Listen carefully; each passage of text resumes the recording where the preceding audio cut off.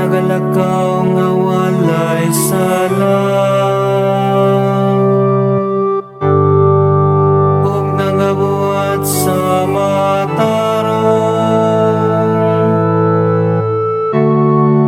nga nagahuna-huna sa kamaturan diha sa iyang kasing-kasing, ug wala magasulti og dautan sa iyang dila. Ang naghimo sa katarungan nagakuyog diha sa atubangan sa imo.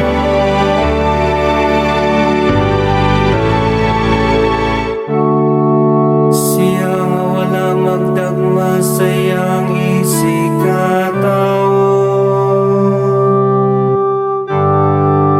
ni nagpasangil batok sa iyang silingan. Pinagi kaniya ang sad-an gitamay, samtang nagapasidungog siya kanila na mahadlokon sa